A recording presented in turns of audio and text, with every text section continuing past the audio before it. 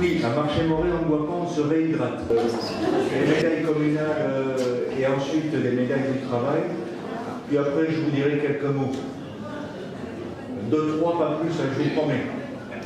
Puis vous avez vu, on n'est que tous les deux, parce que toutes les personnalités étaient prises. Donc du coup, vous allez économiser les discours. Ça va vous éviter de faire la danse du héron. Et comme ça, on pourra boire beaucoup plus vite. Et partager surtout le verre de l'amitié. Se réhydrater plus vite. Oui, se réhydrater. Ah, mais il y en a qui suivent, en fait, c'était pour savoir. Alors, on va commencer par 2 médailles pour la même personne. Et il s'appelle Roland Barbie. Tu viens, Roland, nous voir. Allez.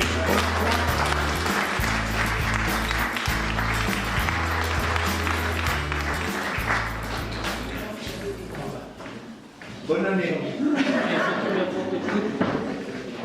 Bon, alors, pour Roland Barbie, c'est 2 médailles communales, départementales.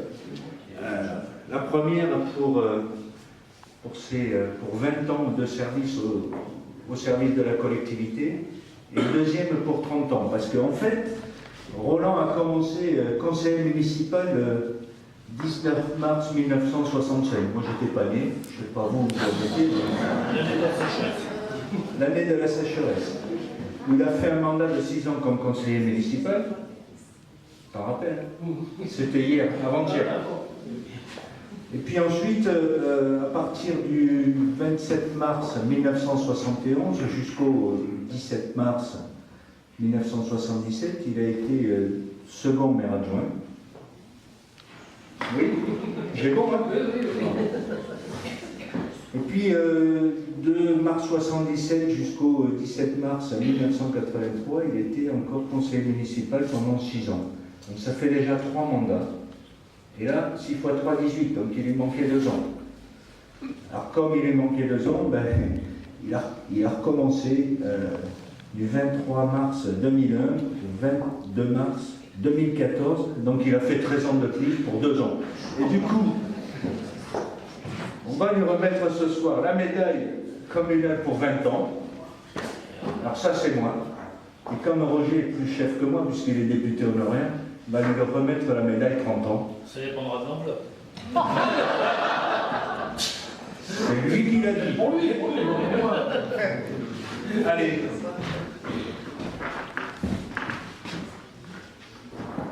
Si je te pique, tu cries. Ça, c'est au nom du ministre de l'Intérieur. Je te donne la médaille d'argent. Je te laisse un peu de place. Je ne sais pas, ça tient pas. Mais c'est que ça pique tellement que... Excusez-moi de vous tourner le bras. Voilà. Il y a des gens dans la confection, là, ils vont lui reprendre une must. Bon, on peut déjà l'applaudir parce que...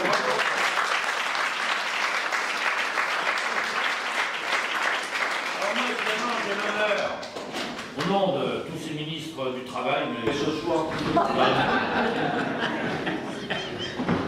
Marie-France, viens donc me voir.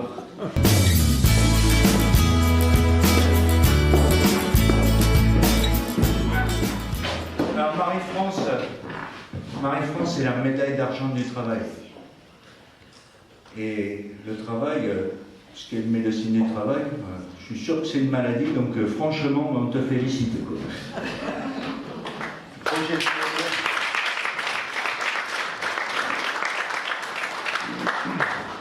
Alors là, je crois que tout le monde la connaît bien. Oh oui, oh oui. Elle habite ce petit hameau de l'Essard, celui dont on ne paye jamais d'impôts, puisqu'en fait on est en dehors de la ville de l'Essard. Et on laisse les gens de l'Essard payer, hein.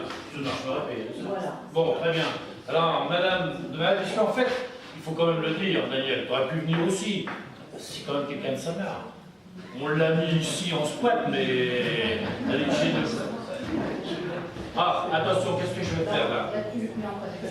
Ah bah non, non, mais... Non, regarde. Non, mais regarde. Sur le plus...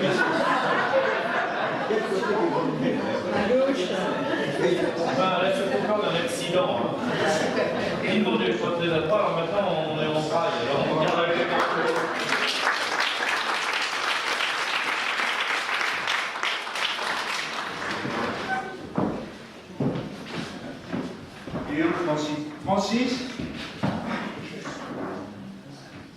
Francis, c'est aussi la médaille d'argent du travail, mais en plus, il est conseiller municipal à Marché-Morée. Donc,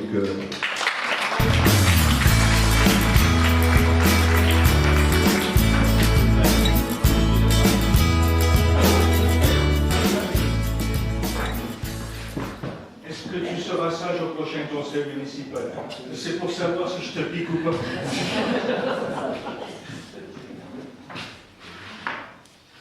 Voilà, bravo.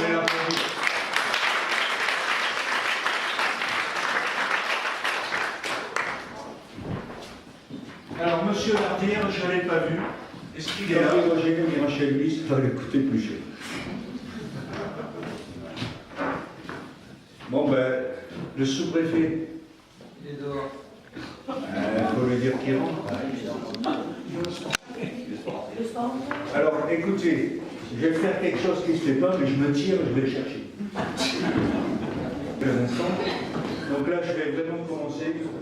Et tant pis pour ceux qui ne sont pas là. Par contre, alors ça c'est pour le fond de la salle, parce qu'ils vont peut-être arriver par là. Dès qu'il y a quelqu'un qui voit le capitaine Chouli, il faut me l'envoyer devant. Alors Laurent, tu viens voir. J'ai 2 trucs à te dire.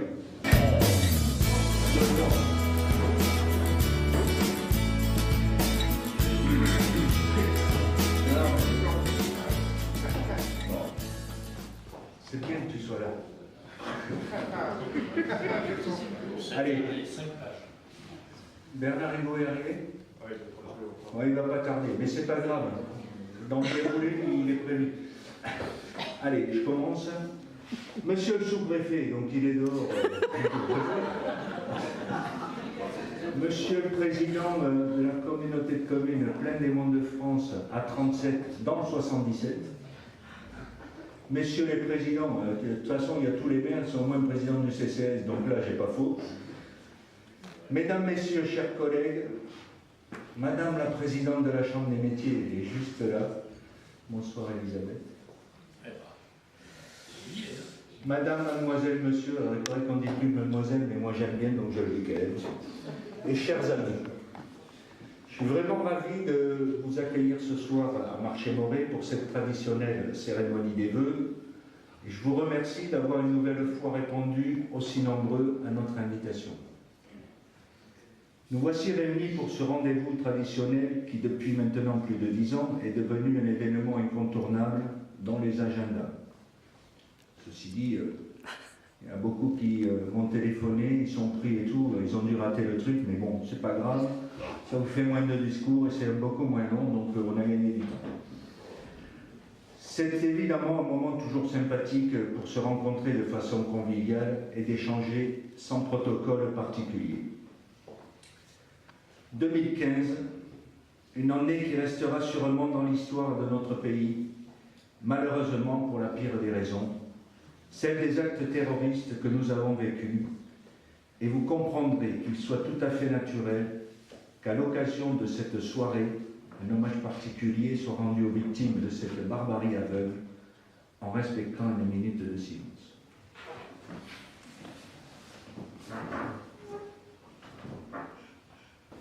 La rénovation de l'éclairage public a été terminée et la cour et l'accès de la mairie ont été entièrement refaits et nous avons rajouté une rampe d'accès pour les personnes à mobilité réduite. En 2016, au vu des incertitudes qui pèsent sur notre territoire, je ne retiendrai pour l'instant qu'un seul dossier, celui de la vidéoprotection, bien nécessaire pour continuer à augmenter la sécurité dans notre village, mais qui, faute de ressources financières suffisantes, n'a pas pu encore voir le jour. Pour le reste, nous verrons avec le conseil municipal ce qu'il sera possible de faire, mais autant vous le dire tout de suite, il se pourrait bien que 2016 soit l'année sans travaux. Et vous voulez savoir pourquoi je tiens ce soir un tel discours? Ben, je vais vous le dire. Tout simplement parce que l'État, et il n'est pas là, mais quand je dis l'État, Monsieur le sous-préfet, veuillez donc nous voir. Il parle de l'État. Il va féliciter. On parle de l'unité aujourd'hui. Je vous en prie. Souvent, c'est pour vous féliciter.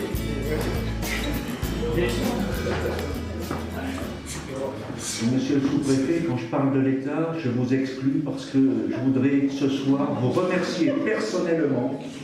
Je vous remercie personnellement pour toute l'aide que vous nous apportez au quotidien, parce que finalement, dans tout ce qui se joue, et j'ai envoyé 2-3 fusées, donc je vous exclus parce que je ne voudrais pas qu'on se retrouve dans une situation, dans la situation, je vais dire, de l'année dernière, où quelqu'un qui était sur cette scène ici a pris les choses pour lui alors qu'il n'était pas spécialement visé. Voilà, donc je vous le dis, ce que je vais dire là ne vous concerne pas et je veux surtout vous remercier pour l'aide que vous nous apportez au quotidien, aussi bien sur la commune que sur l'intercommunalité. Et je pense que tous les maires qui sont présents dans la salle seront d'accord avec moi. Et si vous le voulez bien, je vous propose qu'on applaudisse Monsieur le sous-préfet.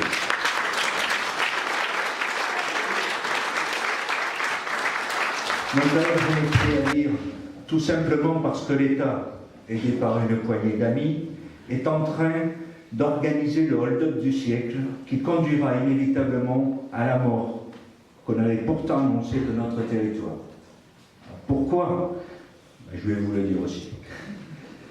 Vous connaissez tous le dossier du démantèlement de la communauté de communes Plaine-et-Mont de France, et malgré le travail considérable effectué, malgré les projets nécessaires au quotidien de nos populations, petite enfance, réseaux, qui sont prêts et même financés, malgré le fait que notre collectivité réponde à tous les critères de taille, de bassin de vie, de territoire et de projet, et j'en passe, l'État, par un passage en force, avec le concours d'une poignée d'élus d'un département voisin, nous impose aujourd'hui le démantèlement de Plaine-et-Mont de France en rattachant 17 de nos communes à 2 communautés de l'agglomération du Val d'Oise.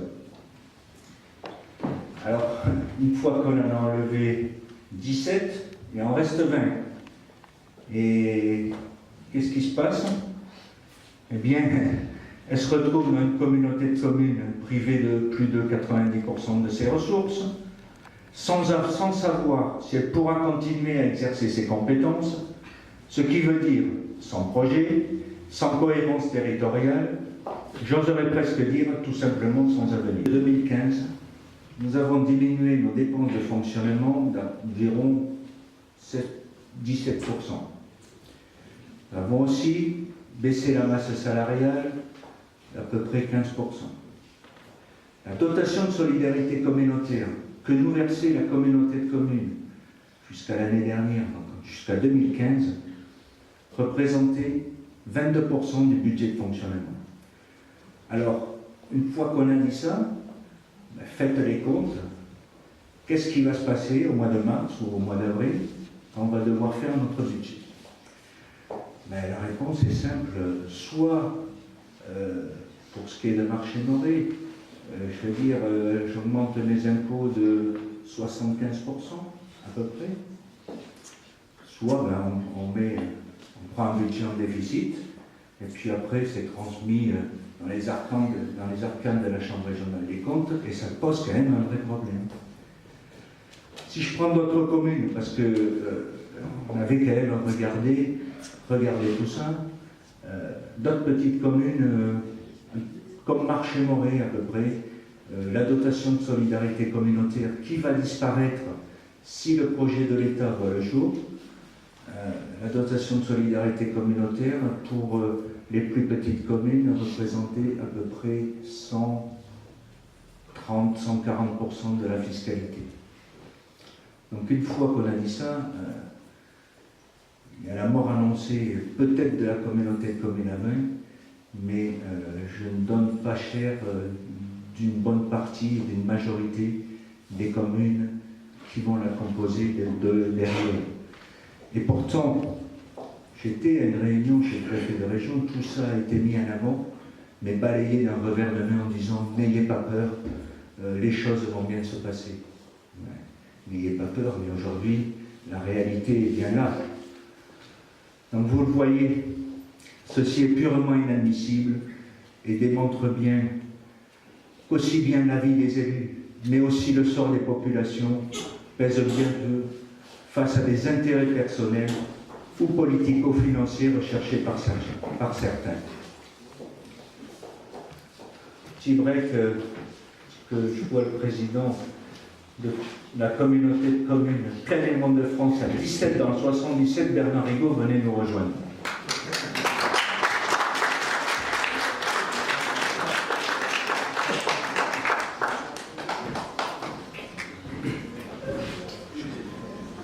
Et donc si je suis en colère, c'est parce que dans notre beau pays où des femmes et des hommes ont donné leur vie pour défendre la démocratie, une petite minorité, investie par la loi, est sur le point de nous priver de ce que nous avons mis des années à construire.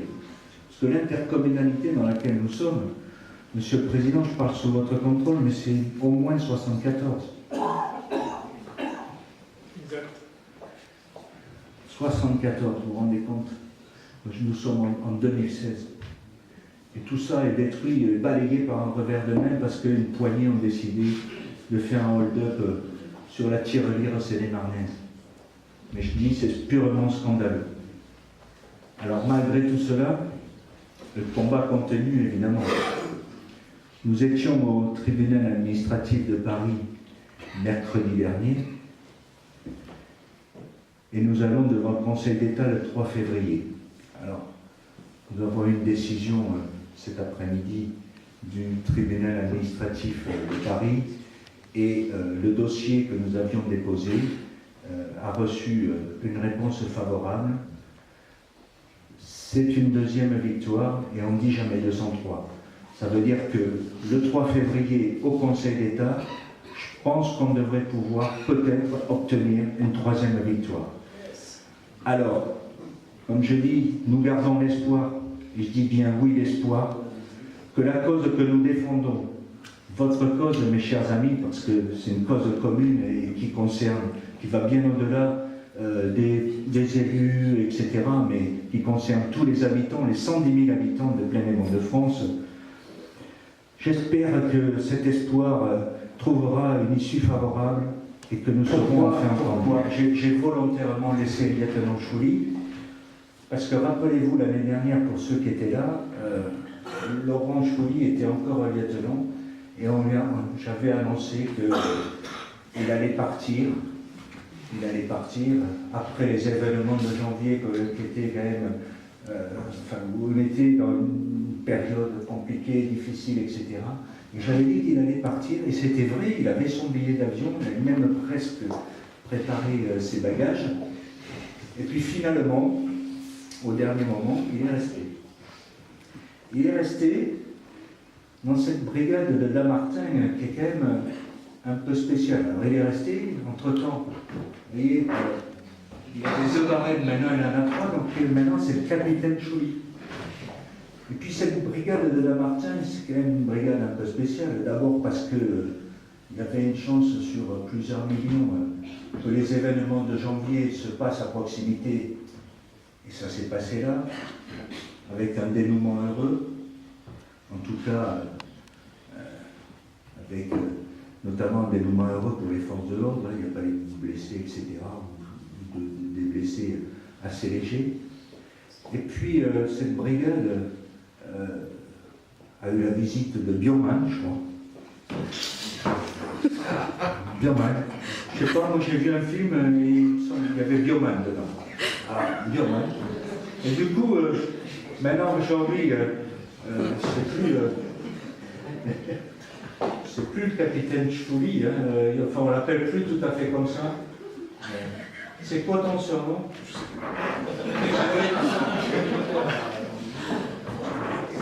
Cédric. Oui. C'est quoi? The Legend. The Legend. Chouli, The Legend.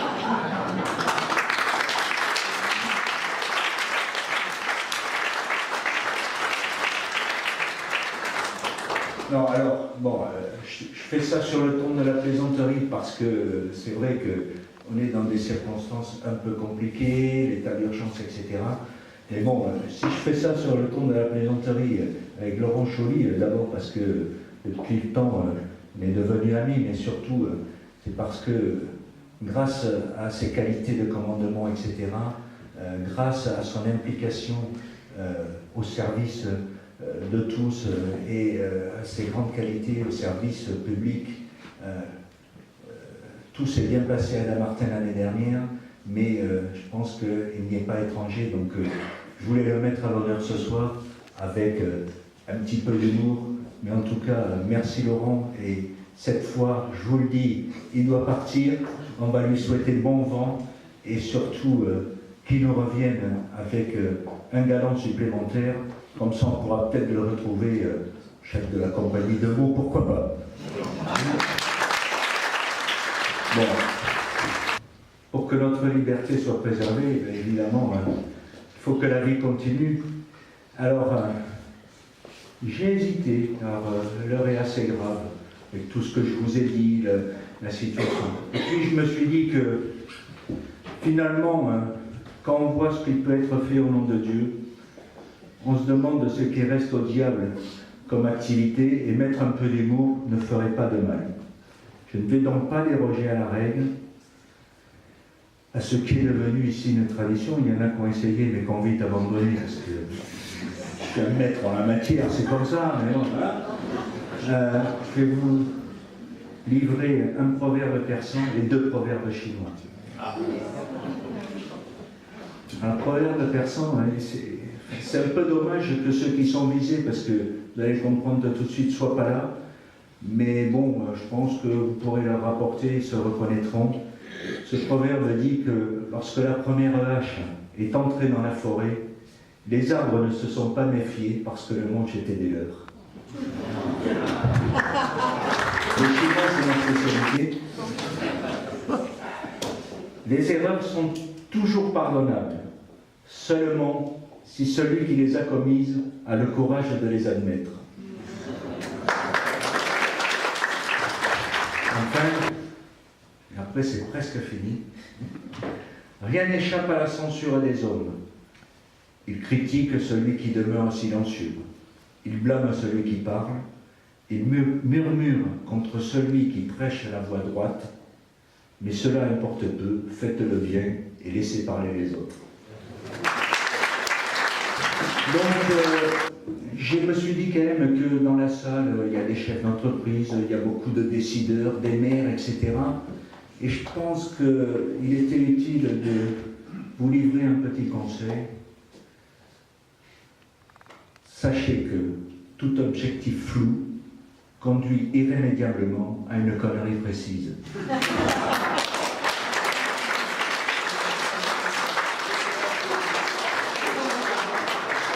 Les élus sont unis, presque, comme ça a été dit. Mais ce qui est important, c'est que vous êtes avec nous. Vous ne pouvez pas imaginer combien les petits mots d'encouragement que l'on reçoit, les messages que vous nous passez en disant « tenez bon, continuez, battez-vous jusqu'au bout », eh bien ça encourage. Et ça compense, et ça nous donne largement des forces pour continuer. Alors ce soir, ça vous a été dit, nous avons eu une bonne nouvelle, et nous avons gagné une nouvelle bataille, la deuxième. On n'a pas encore gagné la guerre, voilà, parce que en face, on n'aime pas être arrêté dans ce qui a été décidé en haut lieu. On nous dit dans l'intérêt général, l'intérêt supérieur de l'État. Mais ce qu'on ne nous dit pas, c'est qu'en fait, l'intérêt supérieur de l'État, c'est rien d'autre que le fait du prince. Rien d'autre que le fait du prince. Car où est l'intérêt de l'État à démanteler une intercommunalité et à spolier tout un territoire des ressources qui aujourd'hui tombent et proviennent de Roissy? Petite compensation des nuisances pour beaucoup de communes du secteur. Où est l'intérêt supérieur de l'État?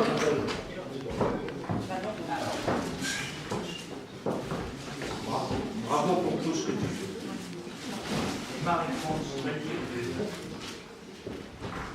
félicitations.